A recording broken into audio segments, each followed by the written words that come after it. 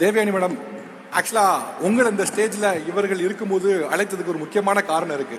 என்னன்னா, தமிழ் மக்கள் அவ்வளவு சீக்கிரம் யாரையும் அவங்க குடும்பத்துல சேர்த்துக்க மாட்டாங்க ஒரு உறுப்பினரா.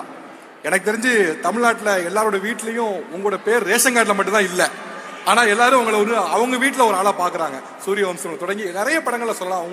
உங்களை அவங்க வீட்டுல ஒரு ஆளா பாக்குறாங்க. சோ நீங்கள் அவர்கள் பிரதிநிதியாக நீங்கள் சொல்ல நினைக்கிற விஷயம். இங்கே வந்திருக்கும் அனைவருக்கும், அழகான பெண்கள் எல்லாருக்கும் உங்க தேவயானி ராஜகுமாரனின் அன்பான வணக்கம்.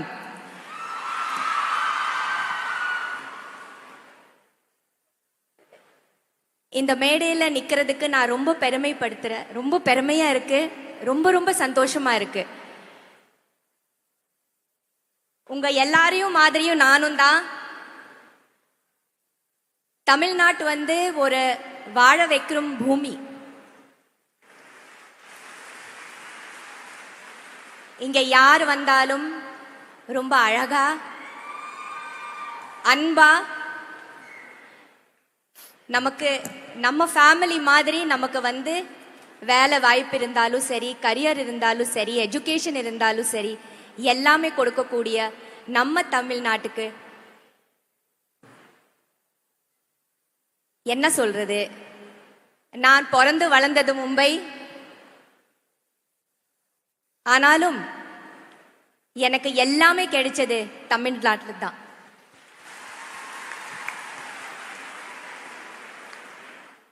நான் வரும்போது ரொம்ப அழகா எனக்கு அன்பா படம் வாய்ப்பு கொடுத்து பேரும் புகழும் எல்லாமே, இன்னைக்கு நான் என்னவா இருக்கிற எல்லாமே எனக்கு இந்த தமிழ் பூமி கொடுத்தது. இதுக்கு எப்பவுமே சிரம் தாழ்ந்த என்னோட நன்றிகளும்.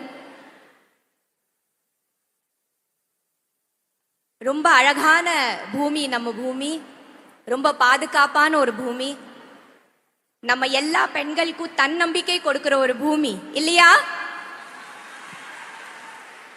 ஒரு பெண்ணா நம்ம பிறந்தாலும் ஜெயிச்சிட்டோம் இல்லையா?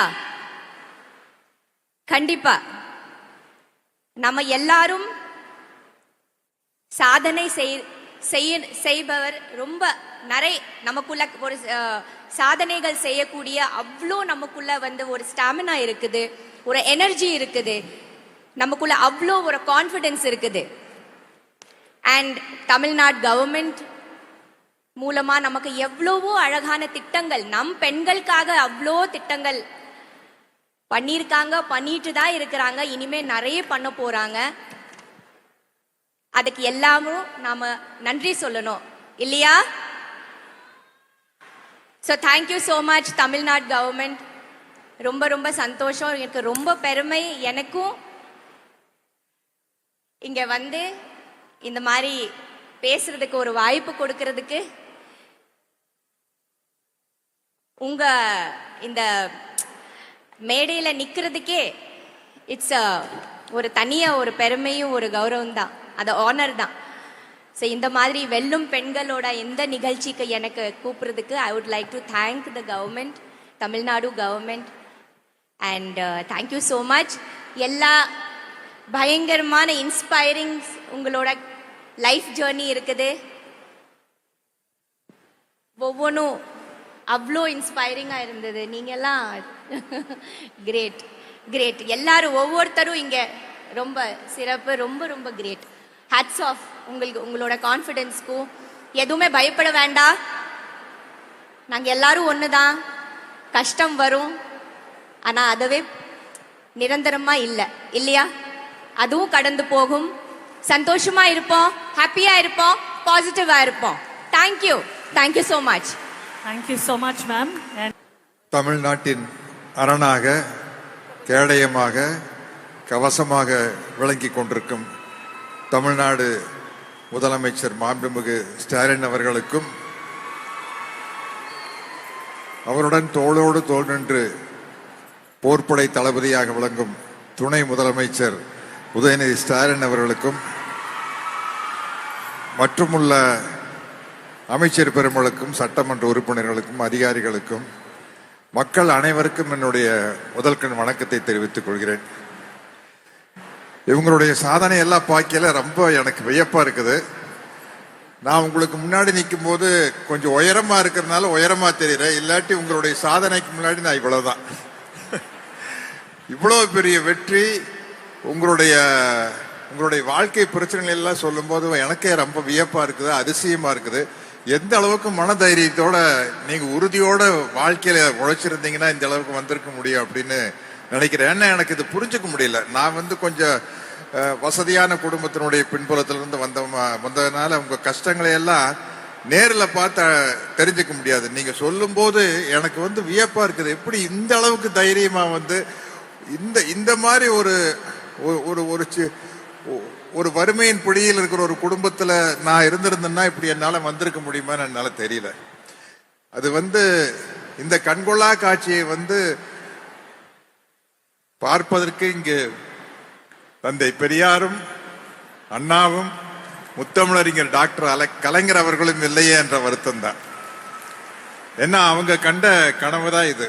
உங்களுக்கு தெரியாது, இது இதனுடைய திராவிட மாடல் அரசு திராவிட சித்தாந்தத்துக்கும் உங்களுக்கு எல்லாத்துக்கும் கடவுள் நம்பிக்கை இருக்கும், அது தனி விஷயம். ஆனா உங்களுடைய முன்னேற்றம் என்பது இந்த திராவிட சித்தாந்தத்திலிருந்து தான் ஆரம்பிக்குது.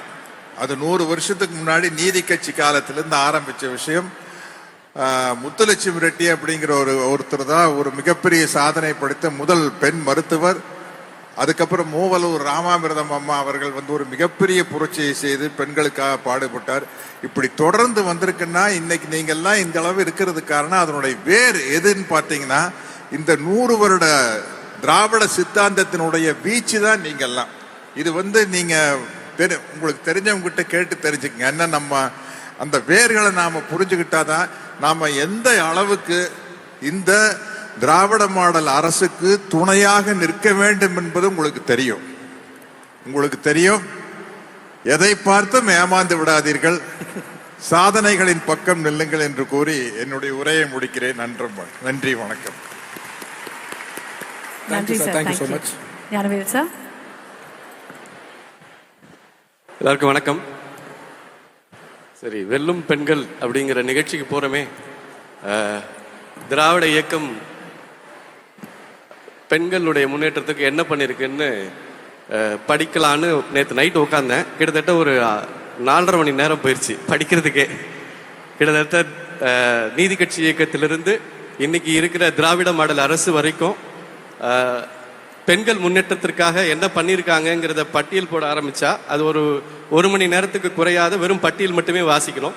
ஏன்னா முதலாக ஓட்டுரிமை அளித்ததிலிருந்து முதல் பெண் சட்டமன்ற உறுப்பினரை உருவாக்கியதிலிருந்து இன்னைக்கு நாடாளுமன்றத்தில் 33% இடஒதுக்கீடு திக்கி திணறிட்டு இருக்கிறப்போ அதை கலைஞர் அவர்கள் இங்க நிகழ்த்தினாரு. அது பத்தாதுன்னு சொல்லிட்டு இன்னைக்கு அவருடைய புதல்வர் 50% இடஒதுக்கீடை கொடுத்து கிட்டத்தட்ட பாத்தீங்கன்னா தமிழ்நாட்டு பெண்களை ஆட்சியில் அரியணையில் ஏற்றி உட்கார வைத்து அதிகாரத்தை வழங்கி அதுல சந்தோஷப்படுற இந்த பட்டியலை படிக்க நேரமாகுங்கிறதால சின்ன அனுபவங்களை மட்டும் பகிர்ந்துட்டு நான் விடைபெறணும்னு நினைக்கிறேன். ஒரு முக்கியமான ஒரு விஷயத்தை இந்த இடத்துல பகிர்ந்துக்கணும்னு தோணுது. என்னன்னா, திட்டங்களை மாதிரியே திட்டங்களுக்கு வைக்கப்படுகிற பெயர்கள் ரொம்ப ரொம்ப முக்கியமானது அப்படின்னு நான் நினைக்கிறேன். தமிழ்நாடு அரசினுடைய திட்டங்களுடைய பெயர்கள் இருக்கு இல்லையா, அது ஒரு வரலாற்று முக்கியத்துவம் வாய்ந்த ஒரு செயல்பாடாக இருக்கிறது அப்படின்னு உதாரணத்துக்கு சொல்றதா இருந்தா, இப்ப நீங்க மணிமேகலை புத்தர் இருக்கிற காப்பியம், அந்த காப்பியத்துல செவிடு குருடு ஊமை இப்படி சொல்ல மாட்டாங்க. காது கேளாதார், வாய் பேசாதார், பார்வையற்றோர், அப்படி அதுதான் தமிழ் பண்பாட்டினுடைய உச்சம்னு சொல்லலாம். கிட்டத்தட்ட இது ஒரு 2000 வருஷத்துக்கு முன்னால. நான் அப்படியே இன்னைக்கு நிற்கிற 2025 நின்றுட்டு இருக்கேன். நம்முடைய மாண்புமிகு முதல்வர் முன்னால் நின்று பேசிக்கிட்டு இருக்கேன். இங்கே இவர்கள் வைக்கிற திட்டத்தினுடைய பெயர்களை நீங்க பாருங்க. கட்டணமில்லா பயணம், இலவச பயணம் இல்லை. மகளிர் உதவித்தொகை இல்லை, மகளிர் உரிமை தொகை. ஏன் அந்த வார்த்தை ரொம்ப முக்கியமானது அப்படின்னு எடுத்துக்கிட்டா, என் நண்பரோட வீட்டுக்கு நான் போயிருந்தப்போ நடந்த ஒரு உரையாடல் ரொம்ப சுவாரஸ்யமா இருந்தது. அதை பகிர்ந்துக்கணும்னு நினைக்கிறேன் இந்த மேடையில். என்னன்னா என் ஃப்ரெண்டோட அம்மா இந்த மகளிர் உரிமை தொகையை வாங்குறதுக்கு போராடிட்டு இருக்காங்க, சண்டை போட்டுட்டு இருக்காங்க. நான் வாங்குவேன்னு பையன் தடுக்கிறான். ஏமா அது வந்து கஷ்டப்படுறவங்களுக்கு கொடுக்குறது, உன் பிள்ளை தான் நல்லா சம்பாதிக்கிறான்ல, நீ போய் உனக்கெல்லாம் கிடையாது அது அப்படின்னு. அவங்க எனக்கு எப்படி அவங்க தரமாட்டேன்னு சொல்லிடுவாங்க? நானும் இங்கே தமிழ்நாட்டில் தானே பிறந்தேன், எனக்கும் 1000 ரூபாய் இருக்குதானே அப்படின்னு அவங்க கேட்குறாங்க. அப்போ நான் அவங்க கிட்ட கேட்டேன், ஏமா அவன் பையன் தான் சம்பாரிச்சு உனக்கு கொடுக்குறான்ல, அப்புறம் என்ன நீ ஏன் வந்து போயிட்டு அந்த உரிமை தொகைக்கு நிற்கணும் அப்படின்னு கேட்டப்போ அவங்க சொன்னாங்க, இது என் பையன் பணம், அது ஏன் பணம். இதுதான் உரிமை தொகை அப்படிங்கிறதுனுடைய இது அது அது அது தன்னுடைய பணம் அப்படின்னு கருத்து இருக்குல்ல, இதுதான் சுயமரியாதை தருகிறது, இதுதான் தன்னம்பிக்கை தருகிறது. இங்க நின்று பேசிட்டு இருக்கிற எல்லாருமே வந்து அதை தான் வந்து இங்க இது பண்றாங்க. நான் வந்து அதே மாதிரி பார்த்தீங்கன்னா வெற்றி நிச்சயம், வாழ்ந்து காட்டுவோம் இப்படின்னு நீங்க வந்து ஒரு திட்டத்துக்கு பெயர் வைக்கலாம். நீங்க எங்க இருந்து வரீங்க? நான் வெற்றி நிச்சயம் திட்டத்துல இருந்து வரேங்க அப்படின்னு சொல்றப்ப தர பிரைட் இருக்குல்ல. பிள்ளைக்கு பேர் வைக்கிற மாதிரி திட்டங்களுக்கு பேர் வைக்கிற தமிழ்நாடு அரசை நான் இந்த இடத்துல ரொம்ப ரொம்ப ரொம்ப மனமும், ஏன்னா அது ரொம்ப முக்கியமானது, அது ஒரு அடையாளம். நான் வந்து வாழ்ந்து காட்டுவோம் திட்டத்திலிருந்து வரேன் அப்படின்னு சொல்றது சாதாரண விஷயம் இல்லை. நீங்க எங்க இருந்து வரீங்க? வாழ்ந்து காட்டும் திட்டத்திலிருந்து வரேங்க. அந்த சொல்லே வந்து உங்களுக்கு ஒரு பாசிட்டிவான ஒரு எனர்ஜியை கொடுக்கும், ஒரு தன்னம்பிக்கையை கொடுக்கும். அந்த வகையில பார்க்கிற பொழுது திட்டங்கள் எவ்வளவுக்கு எவ்வளவு சிறப்பானதாக இருக்கிறதோ அதே போல திட்டங்களுக்கு வைக்கப்படுகிற பெயர்களுக்கு பின்னால ஒரு பெரிய, ஏன்னா நாம் வந்து இங்க வந்து ஊனமுற்றோன்னு சொல்றது போல மாற்றுத்திறனாளின்னு சொல்றது சாதாரண விஷயம் இல்லை. அது ரொம்ப ரொம்ப முக்கியமான ஒரு பண்பட்ட சமூகத்தினுடைய ஒரு வெளிப்பாடு. ஒரு தமிழ்நாடு இன்னொரு ரொம்ப முக்கியமான விஷயம் நான் முடிக்கிறதுக்கு இடமா வைக்கிறது என்னன்னா, இப்போ இந்த திட்டங்கள் எல்லாம் தமிழ்நாடு எவ்வளவு முன்னேறியது அப்படிங்கிறதோ, தமிழ்நாட்டில் இதனால என்ன வளர்ச்சி பெற்றது அப்படிங்கிறதோ, அந்த பேச்செல்லாம் எனக்கு தெரிஞ்ச ஒரு 2 வருஷத்துக்கு முன்னால முடிஞ்சிருச்சுன்னு நினைக்கிறேன். இப்போ வந்து பாத்தீங்கன்னா தமிழ்நாட்டினுடைய திட்டங்கள் இந்தியாவினுடைய மற்ற மாநிலங்களுக்கு எப்படி ஒரு பெஞ்ச் மார்க்கா மாறுது அப்படிங்கறத பத்தி நம்ம பேச வேண்டிய இடத்துல இருக்கோம். ஏன்னால் இங்க இருக்கக்கூடிய கட்டணமில்லா பயணம் பக்கத்துல இருக்கிற கர்நாடகாவுக்கு போகுது, அதுதான் தேர்தல் அறிக்கை திட்டமா மாறுது. அதே மாதிரி இங்கே பயன்படுத்தக்கூடிய அத்தனை திட்டங்களும் வந்து பாத்தீங்கன்னா வட இந்திய மாநிலங்கள் வரைக்கும் வந்து பரவிக்கிட்டு இருக்கு. ஒரு ட்ரெண்ட் செட்டரா ஒரு பெஞ்ச் மார்க்கை உருவாக்கி கொண்டிருக்கக்கூடிய தமிழ்நாடு அரசின் அது கூட பாருங்க, தமிழக அரசு தான் முன்னாடி சொல்லிட்டு இருந்தேன், இப்ப பாருங்க தமிழ்நாடு அரசு தான் வாயிலே வருது, தமிழக அரசு கூட வரமாட்டேங்குது. நான் இந்த வார்த்தை எவ்வளவு முக்கியமானது, இந்த சொல் அரசியல் எவ்வளவு, திராவிட இயக்கம் என்றாலே பேச்சு அப்படின்னு ஒரு கருத்தை வந்து கேலியாகவும் கிண்டலாகவும் சொல்லுவாங்க. ஆனால் நாம் உரத்து சொல்ல வேண்டியது, இங்கு பேச்சே அரசியல் தான். இங்கு பேச்சே நாம் வந்து பேச்சுரிமையே ஒரு பெரிய அரசியலை இங்கே கொண்டிருக்கிறது. அந்த வகையில் பார்க்கிற பொழுது திட்டங்களுக்கு வைக்கக்கூடிய பெயர்களுமே கூட தன்னம்பிக்கையை தரக்கூடியதாகும். அந்த திட்டமே உங்களுக்கு ஒரு பாசிட்டிவ் எனர்ஜியை கொடுக்கும்.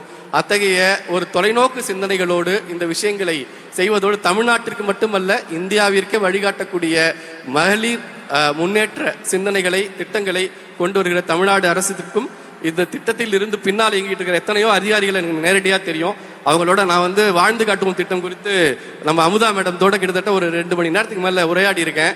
எனக்கு வந்து அதை ஒட்டி அங்க இருக்கக்கூடிய ஒரு பத்திரிகையாளராக இருந்த போது நான் ஒரு ஆர்டிகல் பண்ணேன். என்னன்னா இன்னைக்கு அது மாறி இருக்குன்றதுக்கான உதாரணம், ஒரு 15 வருஷத்துக்கு முன்னால எழுதின ஒரு ஆர்டிகல், ஒரு கட்டுரை. ஒவ்வொரு வருஷமும் நீங்க வந்து பாத்தீங்கன்னா வந்து பொது தேர்வுகளில் மாணவிகள் முதலிடம் அப்படின்னு வரும் தேர்ச்சியில. ஆனால் கல்லூரி விண்ணப்பங்களில் மாணவர்கள் முதலிடம் இருக்கும், பெண்களுடைய விண்ணப்பம் கம்மியா இருக்கும். ஆனால் இன்றைக்கு தலைகீழாக மாறிக்கிட்டு இருக்குது. ஏன் அப்படின்னா, தனக்கிட்ட 1000 ரூபாய் இருக்கு, நான் போய் அப்ளிகேஷன் வாங்கிக்கணும்னு அவங்களால சொல்ல முடியும். என்கிட்ட பணம் இருக்கு, நான் போய் ஃபீஸ் கட்டிக்கணும்னு அவங்க சொல்லிக்க முடியும். யாரையும் நீ படி தாண்ட வேணான்னு சொன்னியா, நான் உனக்கு வந்து பயணம் செய்யறதுக்கு இலவசம் தப்பாயிருச்சு, கட்டணம் இல்ல பேருந்து வந்து உனக்கு நான் தருவேன். நீ வந்து படிக்க கூடாதுன்னு சொல்றியா, நான் உனக்கு வந்து உரிமை தொகை தருவேன், நீ போய் படின்னு நீங்க வந்து அந்த விஷயங்களை செய்யக்கூடிய இந்த தொலைநோக்கு இருக்குல்ல, இன்னும் நூற்றாண்டுகள் திராவிட மாடல் இந்த தமிழ்நாட்டை முன்னேற்றி இந்தியாவினுடைய ஒரு முன்மாதிரி மாநிலமாக மாற்றுவதற்கு நாம் எல்லாரும் துணை நிற்கணும். அவர்கள் செயல்பட வேண்டும். அவர்கள் செயல்படுவதற்கு நான் வந்து மனப்பூர்வமாக என் வாழ்த்துக்களையும் நன்றிகளையும் தெரிவிச்சுக்கிறேன். நாம் எல்லாம் கூட நிற்போம். அடுத்த முறையும் இந்த லெகசி தொடரணும். எப்படி வந்து முதல் முறையாக 1926 மகளிருக்கு ஓட்டுரிமை கிடைத்ததோ அதே மாதிரி இன்றைக்கு தமிழ்நாட்டு பெண்களுக்கு சிறகு முளைத்திருக்கிறது. உங்கள் அத்தனை பேருக்கும் என் மனம் நிறைந்த வாழ்த்துக்களை தெரிவித்துக் கொள்கிறேன். நன்றி.